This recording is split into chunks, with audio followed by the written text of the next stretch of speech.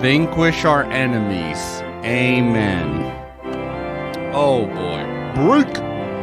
They should do that after more prayers.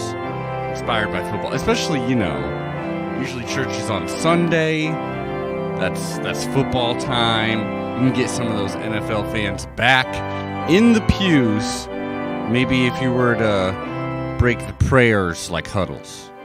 Break! I don't know.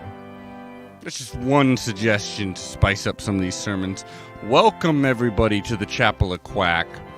That is, oh boy. See, I'm gonna let this music play as long as I can stand it. And that's right about now. I'm done. It's gonna make me lose my mind if I listen to it anymore. Oh boy, I should choose some more optimistic church music there instead of the old drab. That's what I played for the Georgia Beatdown. We don't need any of that because we won, baby. We won big time, hugely. We scored 70 points on them, and the 2 points that we allowed, the 2 touchdowns that we allowed, and they didn't feel like all that much. It felt like, we should have had that one. You know what I mean? It wasn't bad at all. It felt exactly like an Oregon-Eastern Washington game should feel like. Not like that Vernon Adams shit. Oh, sorry. I'm trying not to curse. In honor of my grandma, who may be watching, I'm trying to keep these Chapel of Quacks PG. Not even PG-13. I'm not... Well, PG-13 because I just slipped in one curse word. But I'm trying to keep it at least. That's as hard as I go on Sunday, PG-13. But anyways, this is what it should have felt like, Oregon versus Eastern Washington. Yeah, Eastern Washington has a proud history at their level, yada, yada, yada. Hope they win the Big Sky, whatever. What it comes down to is we got a whole lot of talent, especially when you compare it to that FCS talent. So this should be a beatdown. It was a beatdown. Absolutely. I think it was like 9 straight scoring drives, all touchdowns. It really was what Georgia is to us. I guess we are to Eastern Washington is what it looked like, which is what it should be. We can't be hurting ourselves, patting ourselves on the back. But that being said, the tackles tightened up. That's what you really wanted to see, especially from week 1 to week 2. Obviously, we're not tackling anyone like a Bowers on Eastern Washington squad, but it was nice to see Sure tackling. That was probably the nicest thing. And we got to see Ty Thompson and Jay Butterfield. Not much of them. They didn't do much, but they didn't do much wrong either. It was not. Overall, it was a good game. Shall we just jump into it? I've got 12. I'm trying to theme these, church-wise. There's 12 commandments. I've been saying quack commandments, but then I feel lazy. Is it really pun-making when you're just throwing quack in there where it doesn't even fit? Command, quack, those don't sound similar. Does it work? I don't know. The 12 duck commandments, the 12 hot quacks. I sometimes I say hot quacks. I think that's where I've landed every time. I've had this conversation every single time, so maybe this will be the last time. Who knows? 12 hot quacks coming your way right now. These are the obvious, I would say, observations. Number 1, let's talk about my man Bo Nix. Did a lot better against much easier competition. I mean, I feel like that's the one thing too. It felt like it was hard to know what to take away from the Oregon-Georgia game. And equally so, it kind of feels hard to take away anything from this game because they outclassed us, especially week 1 against, the returning national champion. They're a well-oiled machine, and we were just barely getting off the ground, so that just felt kind of destined. We could have done better, but yeah, that was a hard ask. Just like Eastern Washington, they come to Eugene. We are, not on the same page. Like, I'm sure they got they're good on their level. Last year they did a great job, But because we have so much talent, it's hard to say, is Bo Nix drastically better than what we thought at Georgia? Or is this just, hey, it's Eastern Washington? Who knows? Those questions will really be answered next week and then with the beginning of Pac-12 play. So we don't have to wait too long. But anyways, Bo Nix, 28 of 33, 277 yards, 5 touchdowns. That's damn good. I can get away with that, right? That's not cursing. Not really. Yeah. Keep the Quack word play coming. Thank you, KM. I like to hear that. Thank God someone likes these terrible, terrible puns. They're pretty bad, honestly. But I'll throw this Quack, in. quack, quack, quack, quack, quack, quack. Okay. Anyways, yeah, Bo Nix did a lot better. 3 carries for 18 yards. We didn't really want him running. We didn't really need him to run. No reason for him to be running. I mean, he's wearing that number 10. He doesn't need to be doing number 10 Justin Herbert impression breaking his collarbone, all right? Yeah, he did great.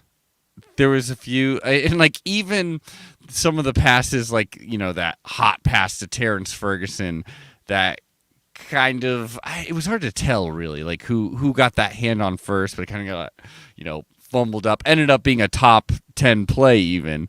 But so even his mistakes, or what could possibly be deemed a mistake, were made still great plays just because, again, we had more talent. Speaking of which, let's hop to Mr. Top 10 himself, and that would be number 2, Terrence Ferguson, making a lot of noise here. Obviously, he's our sophomore tight end. Had a really good freshman campaign. Really made a name for himself quickly there. And now he's looking like our number 1 tight end, or at least the tight end that will come to mind because he looks like not just, a good to decent blocker, but also an offensive threat, which is nice. We have plenty of those, especially with Cam McCormick too. But Terrence Ferguson, 3 receptions for 35 yards, 2 touchdowns. That first touchdown he got on that first drive where Sean Dollars delivered a mean block. Credit Sean Dollars, had a real good game. Basically all our running backs did. But yeah, he got that mean block in there, and so he delivers the first score. Also by just like stiff arming the hell out of a too small Eastern Washington defender. That's how I'll put it. And then his next catch, or his third catch, his last catch of the day, was an awesome one because it got him on the top 10. I believe he was number 8 in that list, and it was a great catch. After that, like, he fumbled it in and just like erupted in the end zone. He's a big ass dude. Really good concentration on that play. Good for him. It was awesome. Speaking of awesome, or not so bad, I should say, penalties, not that bad. And again, like special teams and penalties, that's typically where people say you can tell how detail oriented a coach is. Is that kind of just a wives' tale? I don't know. Is that just an expression? Who knows? But it's something I've heard. It's something we've all heard over the years. And if that is the case, special teams actually do them pretty well. I mean, Cameron Lewis didn't miss any, points afters, and he wasn't really asked to kick any field goals, but he did kick a field goal against Georgia, and he nailed it. That's awesome.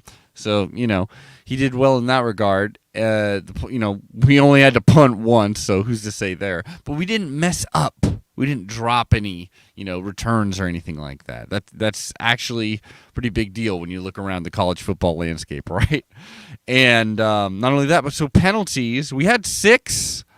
You could always do better, but 6 ain't bad. We had 5 against Georgia. Surprising. You would imagine we would have gotten more penalties with the butt kicking that ensued there, but no, it wasn't actually that bad.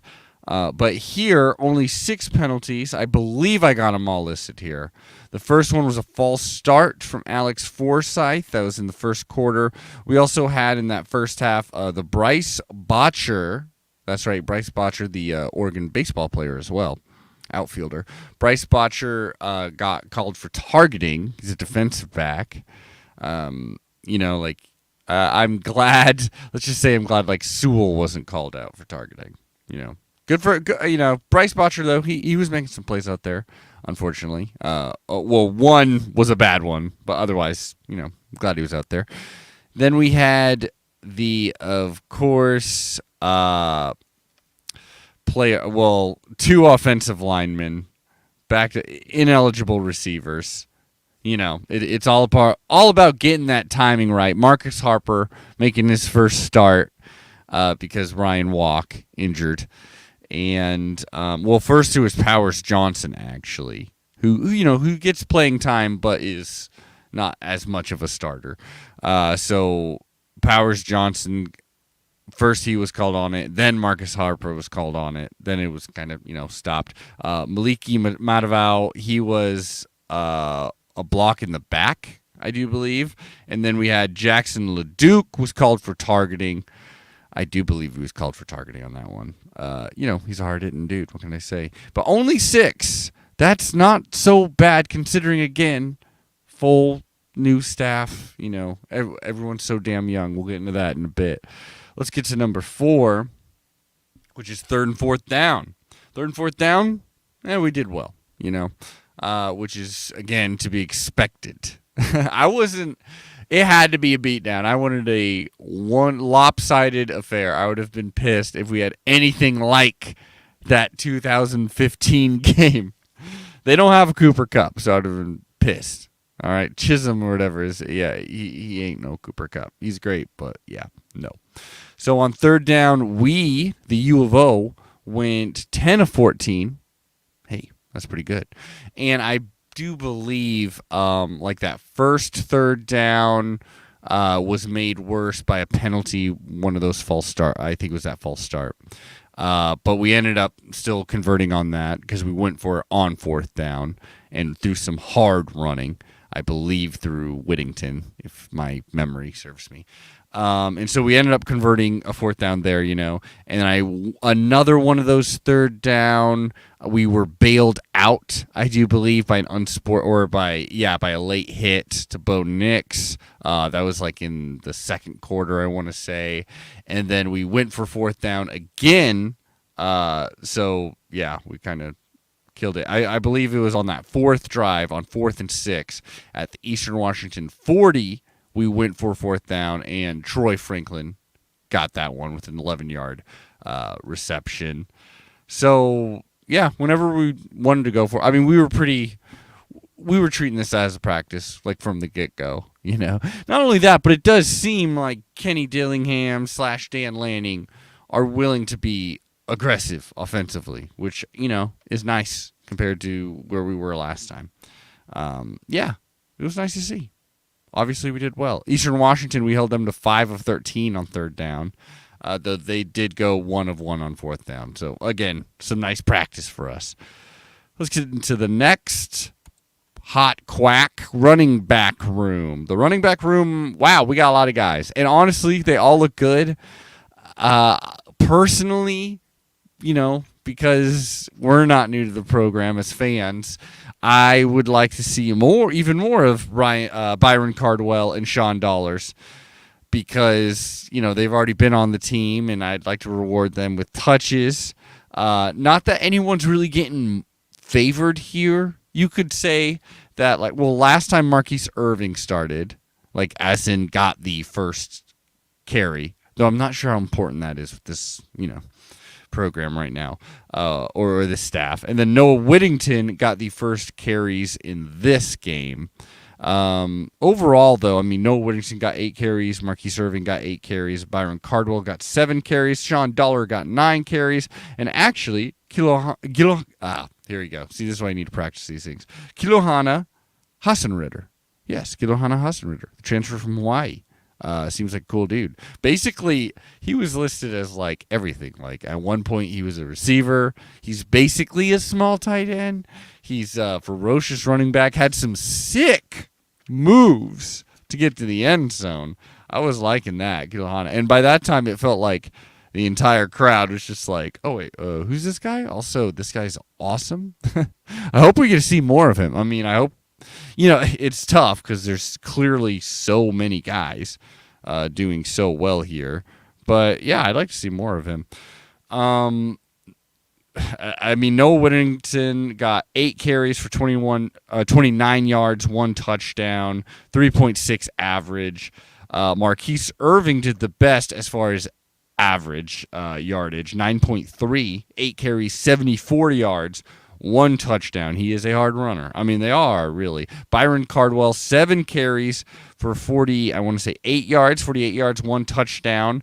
Not only that, but Byron Cardwell also caught 2 balls for 26 yards and a score, basically walk-in easy score, that touchdown pass was. But still, Sean Dollars, 9 carries, 58 yards, nearly ran into the end zone. He had a head full of steam, nearly got there. Also added 1 catch for 39 yards. So way to go. It's clear. I mean, if you're going to be a running back, you got to catch the ball for Dillingham. Like, you got to do both, clearly. You know what I mean? Every time I do this, I really get to see close-up of my face here. I see that I'm wearing my Jim Jones sunglasses.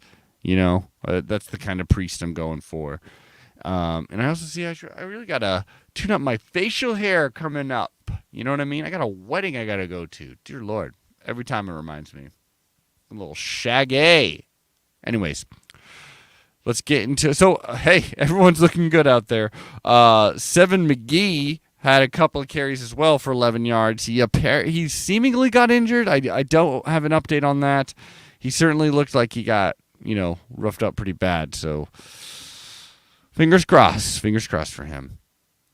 Offense aplenty is my 6 hot Quack. That's just... Hey, we had a lot of offense. It was nice compared to last time, Week 1, 604 total yards for the Ducks, 341 passing yards, 263 rushing yards, 0 goose egg turnovers. That is nice to see, as opposed to the 313 total yards we had against Georgia and the 2 turnovers we committed. So as far as the, this goes right into the next one.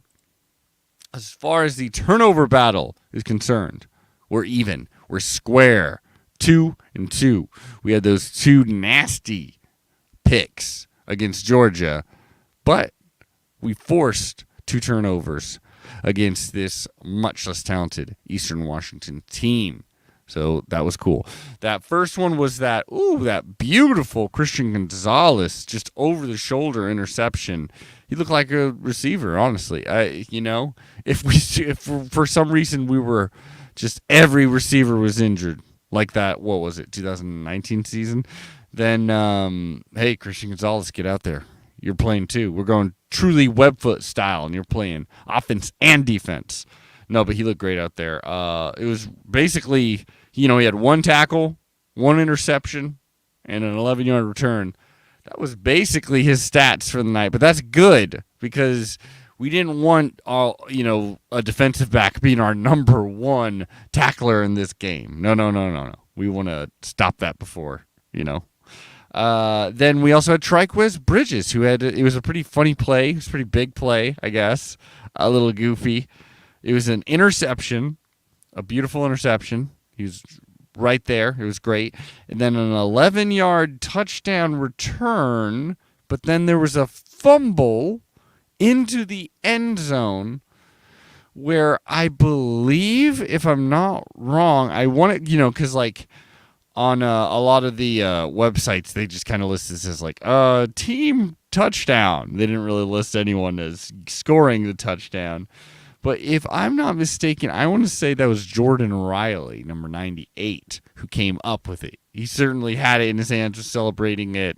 They called it a touchdown. So, hey, why not? Let's call it a Nebraska transfer. That's his first touchdown at Oregon. That's fun as hell. A defensive, that's fun. Big D lineman getting the score, that's always good. Gotta love it. But yeah, so 2 interceptions. That's great. Let's get some more. Way to go, Triquez Bridges. Way to go, Christian Gonzalez. Number 8, the aerodynamic duo. And that is Troy Franklin, and Dante Thornton. Both. Superb games.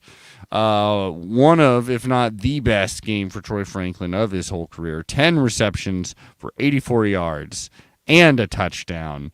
And then Dante Thornton, 4 receptions for 60 yards. Not as much, but again, I heard certain Duck fans complain about not airing it out or truly going for those deep shots, But, this isn't an actual spring game. It felt like a spring game, but it's not actually a spring game. Like, we don't gotta make these shots just to show that we can. It's better for us to not even put it on film. Bo Nix can hit those. Like he clearly has some accuracy. Every once in a while, hopefully not too often for our sake, but he makes a throw that he shouldn't, clearly. But that doesn't mean, like he's got he's got an arm, He's got some accuracy. We should be good on that front. But we didn't really need to, we scored 70 gosh darn points. Almost swore, but I didn't. Way to go. Dynamic duo. Here's the who would I give the game ball? You probably got to go Bo Nix, especially, he's a new Duck, scored 5 touchdowns. You could also give it to, I would, the ceremonial ball, whatever, I would give to this man. Cam McCormick, hard to believe, but I believe it's his 6th year, I do believe, in the program. Sorry, the program. I forget. Dan Lanning's here. Program. It's hard to believe, but this is his second is only his second career touchdown. It's crazy to believe, in like he's always been projected as like tight end number 1, and then there's been those terribly unfortunate injuries so early on seemingly every season for him. But he's back, made a fun score. It looked like it popped out. Of course, everything had to be reviewed in this game. This game seemingly lasted 4 hours. But it was popped out. Eventually, they confirmed, yes, it was a touchdown. Everything's got to be so much harder for Cam McCormick. He got that touchdown. He was wearing number 18 for Spencer Webb. Hell yeah. I want all o dat. I'm wearing my Black Mamba shirt. All o dat. That I got at Lazar's Bazaar. Shout out, Lazar's Bazaar. Yeah. So, hell of a way to honor him. Speaking of which, Spencer Webb, he was going to be number 4. They have those little spider web stickers with the number 4 on it, and they painted the number 4 at odds in yellow. Awesome, classy touch. I love that. Cam McCormick wearing Spencer Webb's old number 18, and just dominating. It's wonderful to see. 2 receptions, 13 yards, 1 touchdown. Hell yeah, Cam McCormick. Welcome back, big man. Let's get to number 10, shall we? Sweet backup time. Is there anything sweeter? I don't think so. I do not think so. Sweet backup time, as in Ty Thompson came in. We all wanted to see him, especially in a game like this. After Bo Nix scored that, led basically that, I believe, just one final touchdown drive for him in the second half. Ty Thompson came in. He wasn't asked to do much. He was asked to do what the defense was giving him. A lot of that was handoffs. But he went 5 of 7 for 63 yards. Certainly didn't look bad. Was, doing quick passes outside quite a bit. But they were coming out quick and clean. I couldn't really ask for more. Jay Butterfield also got out there. Good to see. He was 1 of 1 for 1 yard. So I guess keep it up. I'd like a little more yardage. I don't know. Is that a criticism? Not really. He handed off that ball really, really well. And then, we got to see so many players that we necessarily, that are new to the program that are exciting. We had freshman Kyle Casper was out there, did some stuff, made a special teams play. Caleb Chapman was out there. Hell yeah, that transfer who's always, he's battled with injuries. He was out there on the field. That's awesome. Keith Brown made, we only had 2 actual tackles for a lot, or like sacks, I should say. Keith Brown, who is excited to get a sack late in that game, and actually DJ Johnson, who, hell yeah, love to see that in his true form, DJ Johnson. I want more of that. We also got to see Sir Mells was out there. That's fun. Marcus Harper, as I said, making his first start. Got to see a bunch of people out there. It was fun. That, as we should. Again, against Eastern Washington, yeah. Now, let's get to our...